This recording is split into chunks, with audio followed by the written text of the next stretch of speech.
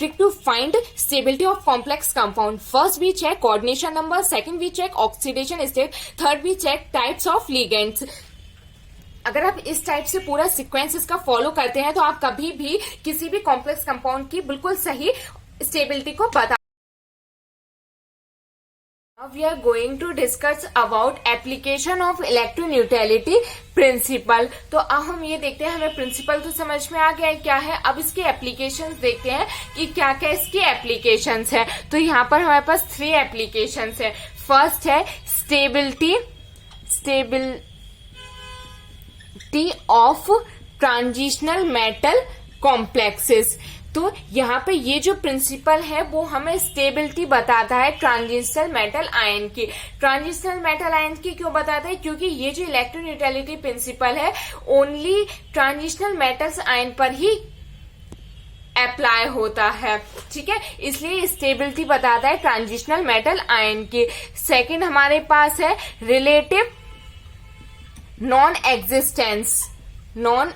Existence of transitional metal complexes. तो यहाँ पर ये हमें वो भी बताता है कि कौन कौन से ऐसे ट्रांजिशनल कॉम्प्लेक्सेस हैं जो एग्जिस्ट ही नहीं करते हैं. अगर हम एक कॉम्प्लेक्स की स्टडी कर लें कि ये एग्जिस्ट नहीं करता है तो उसी के अकॉर्डिंग हम कई सारे कॉम्प्लेक्सेस के बारे में बता सकते हैं कि ये एग्जिस्ट नहीं करते हैं. थर्ड हमारे पास जो एप्लीकेशन है वो है कि explain coordination number of transitional metals complexes. तो ये जो कोऑर्डिनेशन नंबर होते हैं ट्रांजिशनल मेटल्स आयन के, इसको भी एक्सप्लेन करता है इलेक्ट्रोन्यूट्रलिटी. अब हम वन बाय वन इसकी ये तीनों ही एप्लीकेशन की स्टडी करते हैं और इस प्रिंसिपल को और अच्छे से समझने की कोशिश करते हैं. फर्स्ट एप्लीकेशन है stability of transitional metal complexes. ठीक है, तो इसमें क्या होता है कि more neutrality of central metal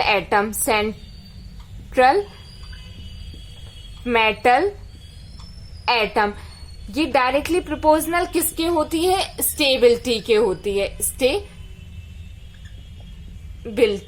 ठीक है, स्टेबिलिटी क्यों होती है? क्योंकि सेंट्रल मेटल आयन जितना न्यूट्रल होगा, मतलब जितना जीरो के पास होगा या फिर जीरो होगा, उतनी ही ज्यादा हमारी जो कॉम्प्लेक्स है उसकी स्टेबिलिटी होगी.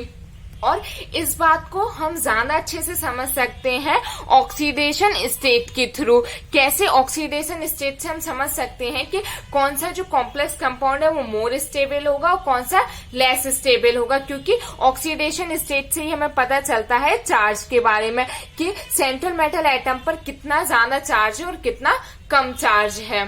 ठीक है, तो यहाँ इसमें हमारा फर्स्ट पॉइंट है इन डिफरेंट ऑक्सीडेशन स्टेट. ठीक है, तो डिफरेंट अगर ऑक्सीडेशन स्टेट हमारे पास है तो हम कैसे इनकी स्टेबिलिटी बता सकते हैं कॉम्प्लेक्स की. उसके पहले हमें पता होना चाहिए कि फॉर्मल चार्ज कैसे निकालते हैं कॉम्प्लेक्स का. तो सबसे पहले हम फॉर्मल चार्ज निकालना आपको बताते हैं कि फॉर्मल चार्ज निकालने का फॉर्मूला क्या होता है. फॉर्मल चार्ज निकालने का फॉर्मूला होता है x minus number of ligands. ठीक है, तो X यहाँ पे क्या होता है? Oxidation state of complex. ठीक है, और कोई भी यहाँ पर हमारे पास कोई भी कॉम्प्लेक्स कंपाउंड दिया होगा जिसमें सेंट्रल मेटल एटम की जो ऑक्सीडेशन स्टेट होती है उसमें से हम नंबर ऑफ लिगेंड्स अगर माइनस कर देते हैं तो हमारे पास फॉर्मल चार्ज आ जाता है. ठीक है, अब इसके अकॉर्डिंग हम फाइंड करेंगे स्टेबिलिटी ऑफ. तो यहाँ पर हम कुछ कॉम्प्लेक्सेस के नाम लिखते हैं, जैसे कि हमारे पास है NaH2O का होल 6 और यहाँ पर हमारे पास +1 चार्ज है. सेकंड कॉम्प्लेक्स हमारे पास हो जाएगा MgH2O +2 और यहाँ पर ये जो लिगेंड्स है वो 6 ही है. थर्ड हमारे पास हो जाएगा AlH2O का होल 6 और +3.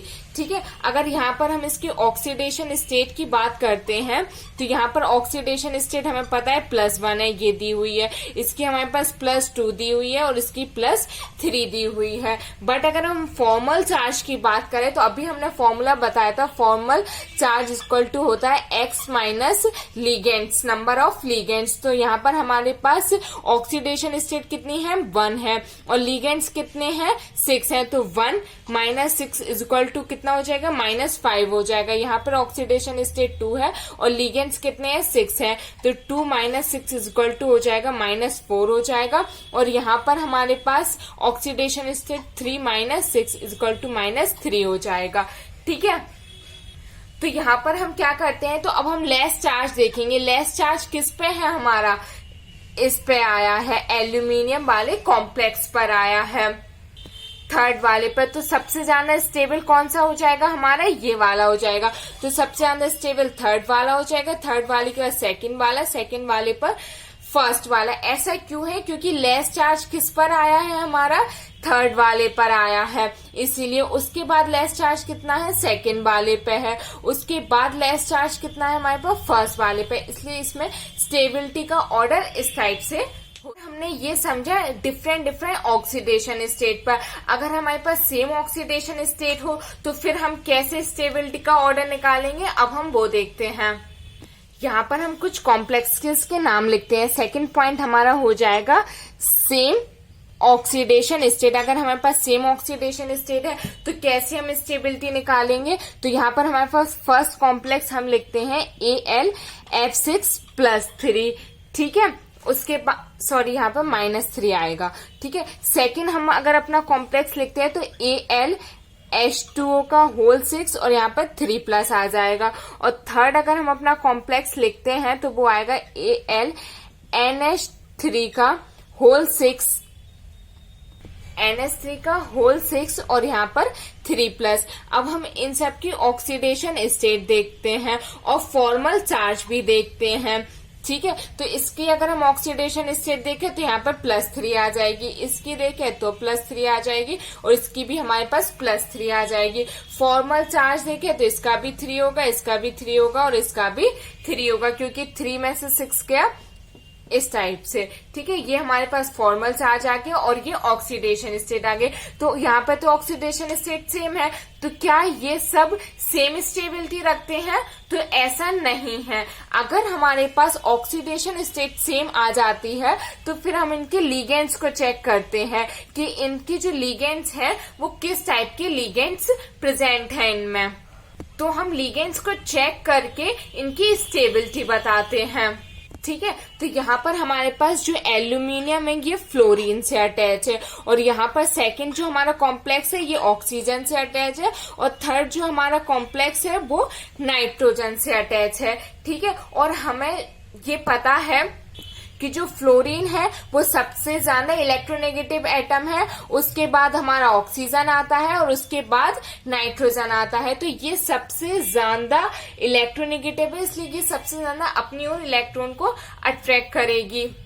जब ये इलेक्ट्रॉन को सबसे ज्यादा अपनी ओर अट्रैक्ट करेगी तो इस पर डेल्टा नेगेटिव आ जाएगा और इस पर डेल्टा पॉजिटिव आ जाएगा, तो यहाँ पर ये स्टेबल हो जाएगा। ठीक है, उसके बाद ये है, ये थोड़ा इससे कम होता है, लेस इलेक्ट्रोनेगेटिव होता है, तो इस पे और थोड़ा कम चार्ज होगा और इस पे भी थोड़ा कम ही पॉजिटिव चार्ज आएगा और इस पे और भी कम पॉजिटिव और नेगेटिव चार्ज आएगा। तो यहाँ पर सबसे ज्यादा स्टेबल कॉम्प्लेक्स कौन सा हो जाएगा हमारे पास, फर्स्ट वाला हो जाएगा। फर्स्ट वाला क्यों हो जाएगा, क्योंकि इसके पास मोर इलेक्ट्रोनेगेटिव एटम इसके साथ अटैच है जो इसको अपनी ओर इलेक्ट्रॉन को अट्रैक्ट करेगा और इस पर पॉजिटिव चार्ज ले आएगा। ठीक है, उसके बाद ऑक्सीजन, फिर हमारे पास यहाँ पर जो स्टेबिलिटी हो जाएगी वो हो जाएगी फर्स्ट होगा सबसे ज्यादा स्टेबल, उसके बाद सेकंड होगा, सेकंड के बाद थर्ड होगा। तो ये हमारी स्टेबिलिटी का ऑर्डर हो जाएगा। तो इस टाइप से अगर हमारे पास सेम ऑक्सीडेशन स्टेट आ जाती है तो हम लिगेंड्स को चेक करते हैं और अगर हमारे पास डिफरेंट ऑक्सीडेशन स्टेट है तो उसका हम फॉर्मल चार्ज निकाल के उसकी स्टेबिलिटी। इसी से रिलेटेड हम एक क्वेश्चन करके देख लेते हैं जिससे जो कॉन्सेप्ट है वो और अच्छे से समझ में आ जाएगा। तो हमारे पास क्वेश्चन दिया हुआ है NgH2O का होल 6 और यहाँ पर 2+ दिया हुआ है। एक कॉम्प्लेक्स कंपाउंड ये दिया हुआ है और एक कॉम्प्लेक्स कंपाउंड यहाँ पर हमारे पास ये दिया हुआ है। ठीक है, तो अब हमें ये बताना है ये ज्यादा स्टेबल है कि ये ज्यादा स्टेबल है। सबसे पहले आप मुझे कमेंट्स करके बताइए कि कौन सा ज्यादा स्टेबल है। तो यहाँ पर हम एक एक करके सारी चीजों को चेक करेंगे, तब हमें पता चलेगा कौन सा ज्यादा स्टेबल है और कौन सा ज्यादा स्टेबल नहीं है। तो सबसे पहले हम इसके कोऑर्डिनेशन नंबर चेक करते हैं। तो इसका भी 6 है, इसका भी 6 है। उसके बाद हम इसकी क्या चेक करेंगे, ऑक्सीडेशन स्टेट चेक कर लेते हैं। तो यहाँ पर हमारे पास दिया हुआ है इसकी +2 है और इसकी +3 है। तो आप लोग कहेंगे कि इसकी ऑक्सीडेशन स्टेट कम है और इसकी ऑक्सीडेशन स्टेट ज्यादा है, तो ये हमारा ज्यादा स्टेबल हो जाएगा और ये कम स्टेबल होगा, जो कि आंसर गलत है। हमारे पास ये वाला ज्यादा स्टेबल है और ये वाला लेस स्टेबल है। ऐसा क्यों है? ऐसा इसलिए है क्योंकि जो स्टेबिलिटी होती है, स्टेबिलिटी ये डायरेक्टली प्रोपोर्शनल होती है ऑक्सीडेशन स्टेट के। अगर ऑक्सीडेशन स्टेट ज्यादा है तो स्टेबिलिटी भी ज्यादा होगी। तो यहाँ पर ये ऑक्सीडेशन स्टेट इसकी कितनी है, +3 है, मीन्स इससे ज्यादा है। अगर ये ऑक्सीडेशन इसकी इससे ज्यादा है तो ये भी स्टेबिलिटी में ज्यादा ही होगा और इसकी स्टेबिलिटी कम होगी। तो ये एग्जाम्पल तो हमारा हो गया सेम कोऑर्डिनेशन नंबर के लिए। अगर हमारे पास डिफरेंट कोऑर्डिनेशन नंबर आ जाए तो हम कैसे स्टेबिलिटी पता करेंगे, अब वो क्वेश्चन देखते हैं। नेक्स्ट क्वेश्चन है हमारे पास, कॉम्प्लेक्स दिया हुआ है BeH2O का होल 4 2+, ठीक है, और सेकंड कॉम्प्लेक्स दिया हुआ है BeH2O का होल 6 और यहाँ पर हमारे पास 2+, ठीक है। सबसे पहले कोऑर्डिनेशन नंबर चेक करते हैं। तो यहाँ पर हमारे पास 4 दिया हुआ है और यहाँ पर 6 दिया हुआ है। ऑक्सीडेशन स्टेट चेक करते हैं तो 2+ दिया हुआ है और 2+ दिया हुआ है, मीन्स इस बार ऑक्सीडेशन स्टेट तो हमारी सेम है बट कोऑर्डिनेशन नंबर डिफरेंट है। तो अब कैसे पता चलेगा कि कौन सा स्टेबल है और कौन सा लेस स्टेबल है? तो यहाँ पर हम फॉर्मल चार्ज निकालते हैं, ठीक है। अगर हम फॉर्मल चार्ज निकाले तो अभी हमने इसका फॉर्मूला बताया था। फॉर्मल चार्ज इक्वल टू होता है x - L। यहाँ पर x होता है ऑक्सीडेशन स्टेट और L होता है हमारे पास लिगेंड्स। तो यहाँ पर ऑक्सीडेशन स्टेट कितनी है, हमारे पास 2 है और लिगेंड कितने हैं, 4। तो इसकी ऑक्सीडेशन स्टेट, इसका फॉर्मल चार्ज कितना हो जाएगा, -2 हो जाएगा और इसका कितना हो जाएगा, -4 हो जाएगा, ठीक है। ये हमारे पास क्या आ गया, फॉर्मल चार्ज आ गया, ठीक है। तो अकॉर्डिंग टू फॉर्मल चार्ज यहाँ पर किसके पास चार्ज कम है, इसके पास, इसका जो चार्ज है वो कम है। तो हमारे पास कौन सा स्टेबल हो जाएगा, ये वाला स्टेबल कॉम्प्लेक्स कंपाउंड हो जाएगा और इसके कंपैरिजन में ये लेस स्टेबल हो जाएगा क्योंकि इसके पास फॉर्मल चार्ज ज्यादा है और इसके पास फॉर्मल चार्ज। अब हम ये तो हमने फर्स्ट इसकी एप्लीकेशन पढ़ ली है, बट हम ट्रिक के थ्रू कैसे इस एप्लीकेशन को याद रख सकते हैं या फिर कैसे किसकी स्टेबिलिटी को बता सकते हैं, उसकी ट्रिक बताते हैं। तो यहाँ पर हो जाएगा ट्रिक टू फाइंड स्टेबिलिटी, ठीक है। अगर आपको स्टेबिलिटी बतानी है, बहुत सारे कौन से कॉम्प्लेक्स कंपाउंड दिए हुए हैं और आपको स्टेबिलिटी बतानी है, तो आप कैसे बता सकते हो?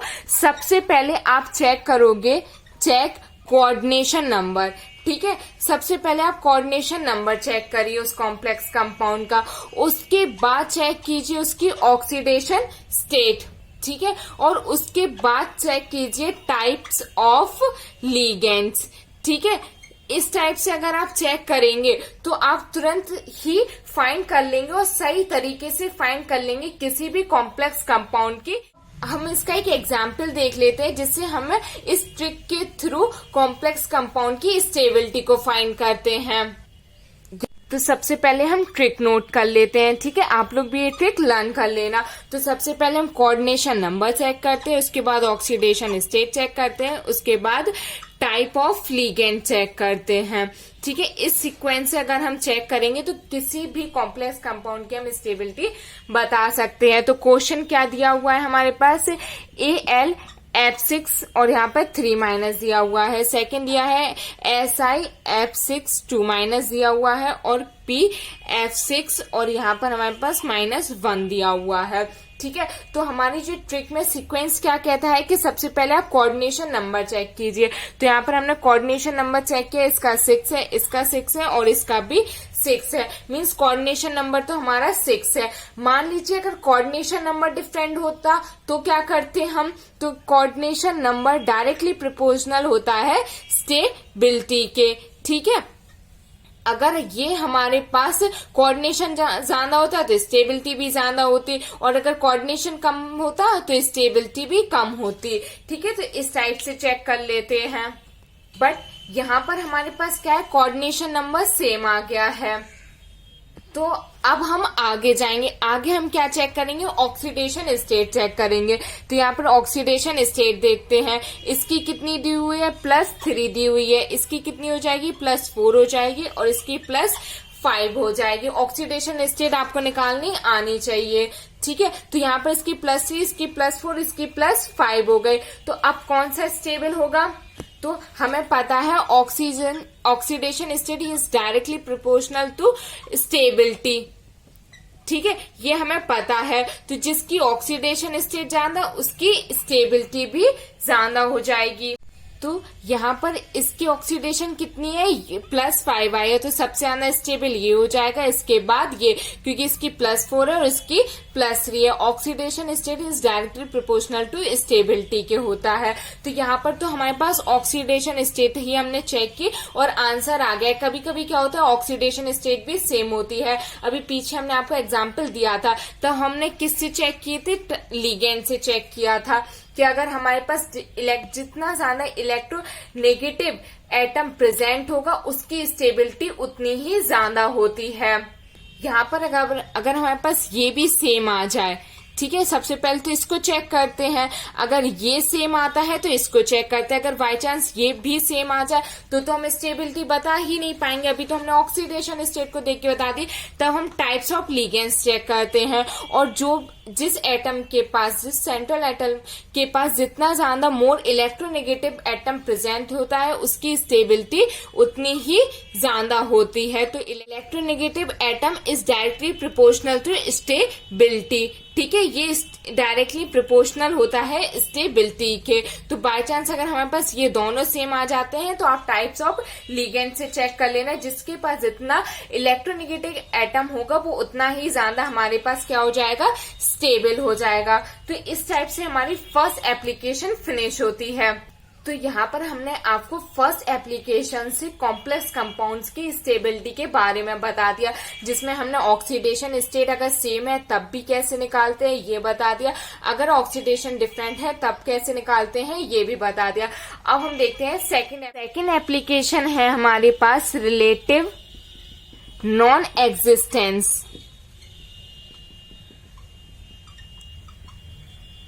ऑफ ट्रांजिशनल मेटल कॉम्प्लेक्सेस, ठीक है। ये हमारे पास सेकंड है कि हम एक ही कॉम्प्लेक्स की स्टडी करेंगे और उसी के बेसिस पर आगे के कॉम्प्लेक्स कंपाउंड हम बता सकते हैं कि ये एग्जिस्ट करते हैं। सेकेंड एप्लीकेशन को समझने के लिए सबसे पहले हम एक एग्जाम्पल लेते हैं, उससे ज्यादा अच्छे से समझ पाएंगे कि ये एप्लीकेशन आखिर है क्या। तो यहाँ पर हमारे पास कॉम्प्लेक्स कंपाउंड दिया है कोबाल्ट वाटर 6 और यहाँ पर +2, ये एक हमारे पास कॉम्प्लेक्स दिया हुआ है, और एक कॉम्प्लेक्स दिया है COCl6 और यहाँ पर हमारे पास 4-, ठीक है। एक कॉम्प्लेक्स कंपाउंड ये दिया हुआ है और एक कॉम्प्लेक्स कंपाउंड ये दिया हुआ है। तो हम पहले ही बता देते हैं, ये वाला जो कॉम्प्लेक्स कंपाउंड है ये एग्जिस्ट करता है और ये एग्जिस्ट नहीं करता है। तो क्या रीजन है, ये वाला कॉम्प्लेक्स कंपाउंड तो एग्जिस्ट करता है और ये वाला कॉम्प्लेक्स कंपाउंड एग्जिस्ट नहीं करता है, जबकि ये भी कोबाल्ट है, ये भी कोबाल्ट है, इसका कोऑर्डिनेशन नंबर भी 6 है, इसका कोऑर्डिनेशन नंबर भी 6 है, बट ये एग्जिस्ट करता है, ये एग्जिस्ट नहीं करता है। तो ये समझते हैं कि ऐसा क्यों है।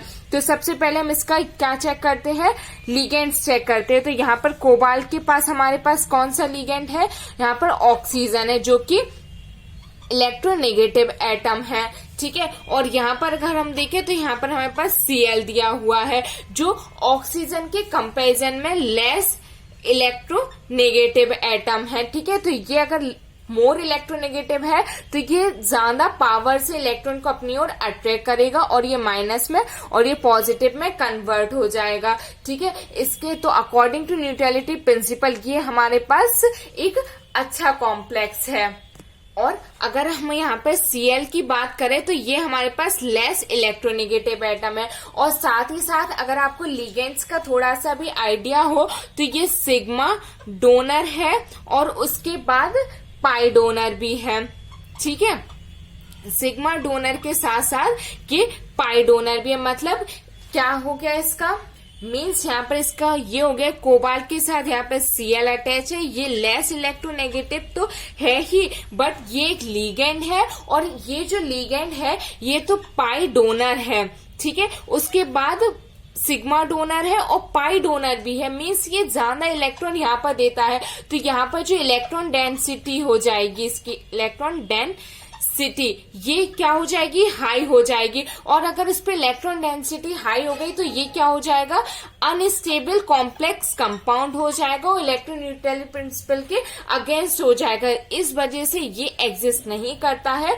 और ये एग्जिस्ट करता है क्योंकि ये मोनो इलेक्ट्रोनेगेटिव एटम है। ये क्या करता है, अपनी ओर इलेक्ट्रॉन को अट्रैक्ट करता है, जिससे इस पर जो चार्ज है वो कम हो जाता है। जब इस पर चार्ज कम हो जाएगा तो ये कहाँ जाएगा, स्टेबिलिटी की ओर जाएगा।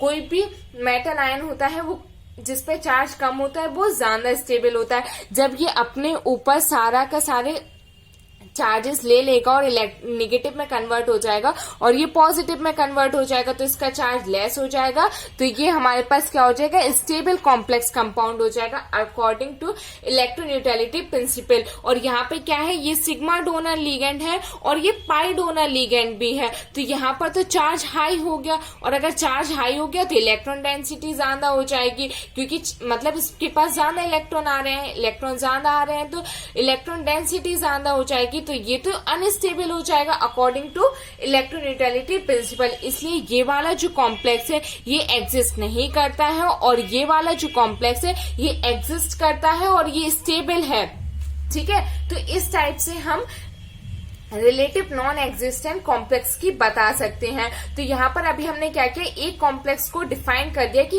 ये एग्जिस्ट नहीं करता है। अब इसी के बेसिस पे हम आपको बताते हैं कि और कई सारे लिगेंड्स ऐसे हैं जो कि एग्जिस्ट नहीं।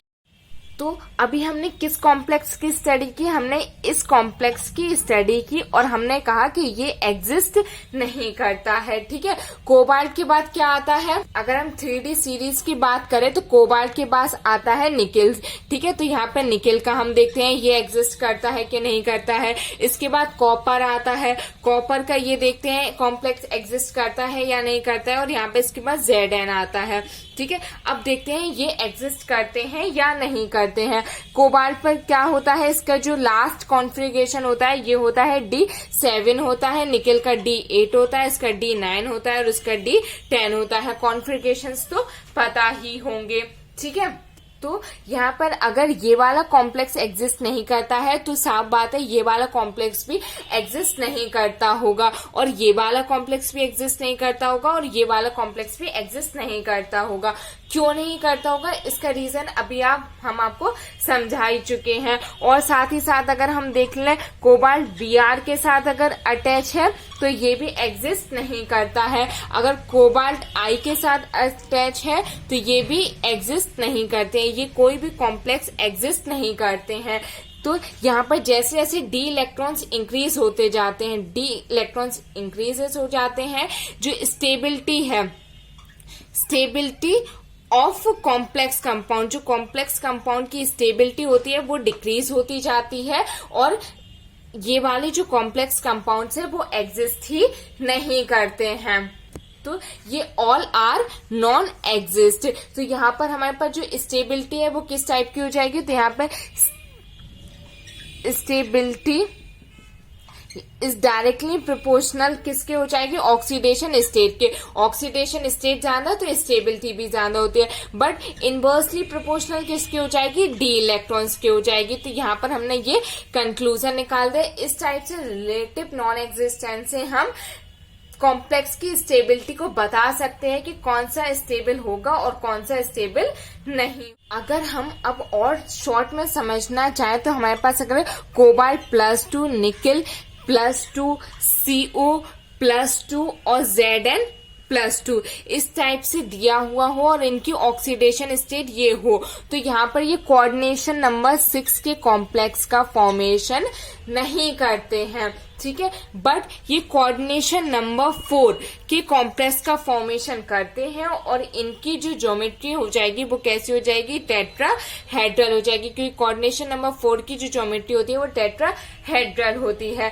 तो ऐसी बात नहीं कि ये कॉम्प्लेक्स कंपाउंड का फॉर्मेशन नहीं करते हैं, but coordination number 6 complex compound का फॉर्मेशन नहीं करते हैं। और कब नहीं करते हैं, जब इनके ऑक्सीडेशन स्टेट क्या हो, +2 हो। तो इस बात का हमें ध्यान रखना है। ऐसा नहीं कि हमने कोबाल्ट देखा और कोऑर्डिनेशन नंबर 6 देखा तो हमने कह दिया कि एग्जिस्ट ही नहीं करता है। हमें इसकी क्या चेक करनी पड़ेगी, ऑक्सीडेशन स्टेट भी चेक करनी पड़ेगी। अगर उसकी ऑक्सीडेशन स्टेट +2 है और कोऑर्डिनेशन नंबर 6 है तो फिर वो एग्जिस्ट नहीं करता है। अगर कोऑर्डिनेशन नंबर हमारे पास 2 है, कोऑर्डिनेशन नंबर 4 है, ऑक्सीडेशन स्टेट 2 है, तो यहाँ पर ये कॉम्प्लेक्स कंपाउंड एग्जिस्ट करते हैं।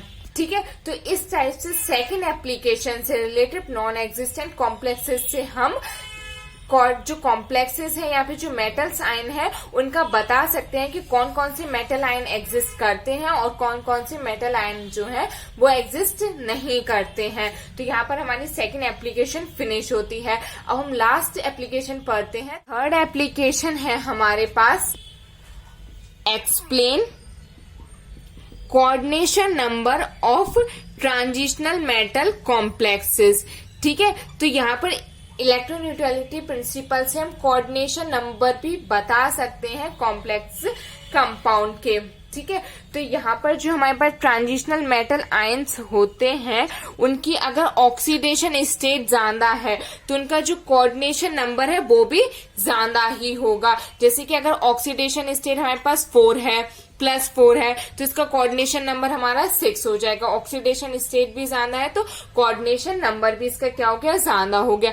अगर ऑक्सीडेशन स्टेट लो है तो कोऑर्डिनेशन नंबर भी लो हो जाएगा। अगर ऑक्सीडेशन स्टेट +2 है तो यहाँ पर हमारे पास जो कोऑर्डिनेशन नंबर है वो 4 हो जाएगा। ठीक है, तो इस टाइप से हम बता सकते हैं। अब इसको हम और अच्छे से एग्जाम्पल के थ्रू समझ सकते हैं। तो ये बात तो आपकी समझ में आ गई। अगर ऑक्सीडेशन स्टेट ज्यादा तो कोऑर्डिनेशन नंबर भी ज्यादा, ऑक्सीडेशन स्टेट कम तो कोऑर्डिनेशन नंबर भी कम हो जाए। फॉर एग्जाम्पल यहाँ पर हम ऐसे मान लेते हैं कि ये हमारा कोई मेटल आयन है और इससे 6 लिगेंड्स अटैच है और इसकी ऑक्सीडेशन स्टेट +2 है।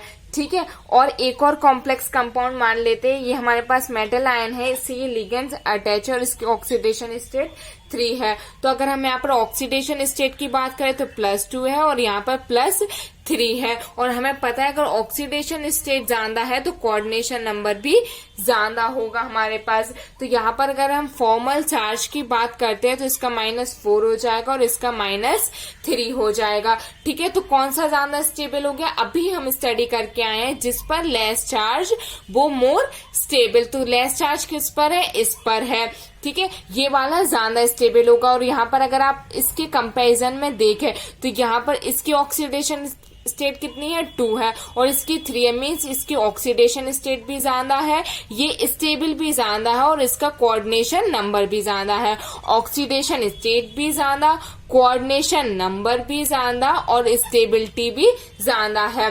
ठीक है, तो इस टाइप से मैंने एक्सप्लेन कर दिया कि कैसे हम कोऑर्डिनेशन नंबर अगर हमारे पास ज्यादा होगा तो ऑक्सीडेशन स्टेट भी उसकी ज्यादा होगी, या फिर क्या ऑक्सीडेशन स्टेट ज्यादा होगी तो कोऑर्डिनेशन नंबर भी। इसको और इजी तरीके से समझ सकते हैं, ट्रिक के थ्रू समझ सकते हैं। तो यहाँ पर हमारी ट्रिक क्या हो जाएगी, अगर हमारे पास मेटल आयन पर ऑक्सीडेशन स्टेट +1 है तो यहाँ पर क्या हो गई, लो ऑक्सीडेशन स्टेट हो गई। अगर लो ऑक्सीडेशन स्टेट हो गई तो लो क्या हो जाएगा, हमारे पास कोऑर्डिनेशन नंबर हो जाएगा। अगर ऑक्सीडेशन स्टेट हाई हो गई, मान लीजिए +4 हो गई, तो इसको क्या बोलेंगे हम, हाई ऑक्सीडेशन स्टेट। तो हाई क्या हो जाएगा हमारे पास, कोऑर्डिनेशन नंबर हो। टाइप से हम समझ सकते हैं जो ऑक्सीडेशन स्टेट होती है वो डायरेक्टली प्रोपोर्शनल किसके होते हैं, कोऑर्डिनेशन नंबर के। अगर आप ये याद कर लेंगे तो आप आसानी से कोऑर्डिनेशन नंबर ऑक्सीडेशन स्टेट से बता सकते हैं स्टेबिलिटी कॉम्प्लेक्स कंपाउंड की। अब मान लेते हैं हमारे पास कुछ आयन दिए हुए हैं, यहाँ पर Au+ दिया हुआ है, मीन्स +1 है, और सेम Au+2 दिया हुआ है और Au +3 दिया हुआ है। यहाँ पर हमारे पास ऑक्सीडेशन स्टेट क्या हो गए, इसके डिफरेंट हो गए। तो यहाँ पर कोऑर्डिनेशन नंबर किस टाइप से हो जाएगा, अगर ऑक्सीडेशन स्टेट लो है तो कोऑर्डिनेशन नंबर भी लो हो जाएगा, ऑक्सीडेशन स्टेट हाई तो कोऑर्डिनेशन नंबर भी हमारे पास कैसा होता है, हाई होता है। तो यहाँ पर लो ऑक्सीडेशन नंबर है तो कोऑर्डिनेशन नंबर भी 1 या 2 ही होगा। यहाँ पर इससे थोड़ी ज्यादा हो गई तो यहाँ पर 2, 3 या फिर 4 हो जाएगा, और यहाँ पर सबसे ज्यादा है तो यहाँ पर 4 या 6 हो जाएगा। ठीक है, तो ये वाला कॉन्सेप्ट आपको लगाना आ गया होगा। अगर ऑक्सीडेशन स्टेट कम है तो लो कोऑर्डिनेशन नंबर, थोड़ी ज्यादा है तो थोड़ा हाई हो जाएगा कोऑर्डिनेशन नंबर, और वेरी हाई है तो वेरी हाई कोऑर्डिनेशन नंबर हो जाएगा हमारे पास। कुछ और देख लेते हैं। अगर हमारे पास PT +2 और PD +2 दिया हुआ है तो इसका कोऑर्डिनेशन नंबर हमारे पास 4 हो जाएगा। अगर हमारे पास PT +4 दिया हुआ है और PD +4 दिया हुआ है तो इसका जो कोऑर्डिनेशन नंबर है वो 6 हो जाएगा। तो इससे हमें एक चीज तो बहुत क्लियर समझ में आ गई, जो ऑक्सीडेशन स्टेट है वो डायरेक्टली प्रोपोर्शनल होता है कोऑर्डिनेशन नंबर के।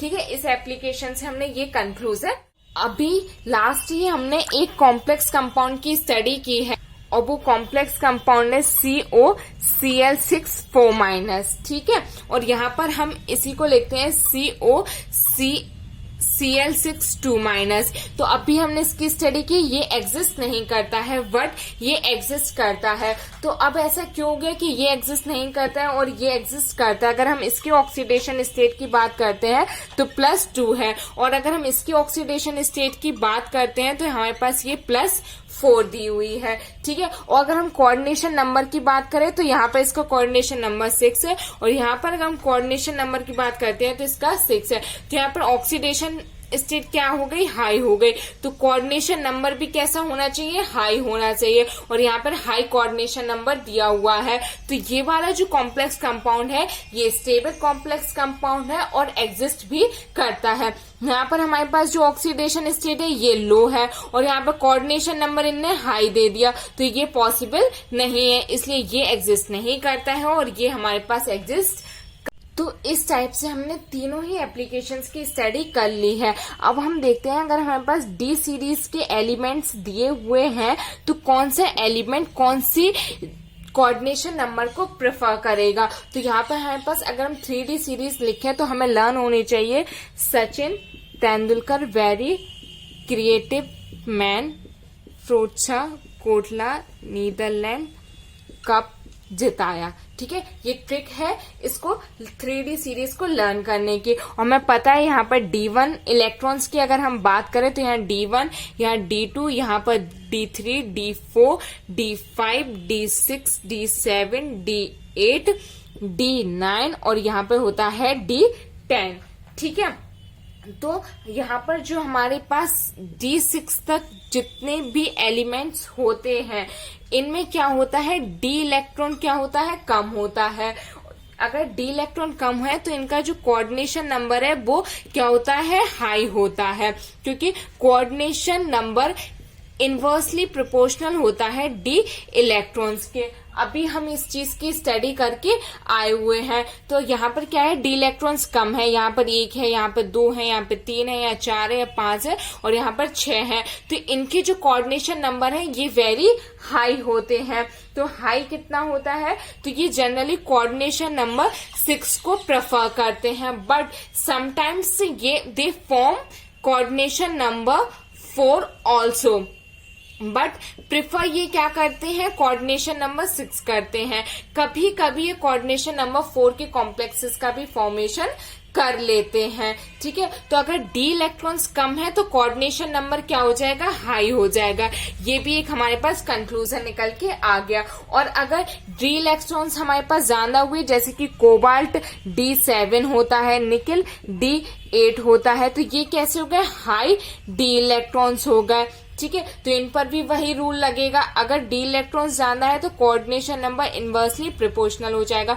तो यहाँ पे जो कोऑर्डिनेशन नंबर है ये हमारा लो हो जाएगा। लो कोऑर्डिनेशन नंबर कौन से होते हैं? Coordination number 4। तो ये जो है कोऑर्डिनेशन नंबर 4 को प्रेफर करते हैं, और समटाइम्स ये क्या कोऑर्डिनेशन नंबर 6 का भी फॉर्मेशन करते हैं, बट लाइक किसको करते हैं? कोऑर्डिनेशन नंबर 4 को।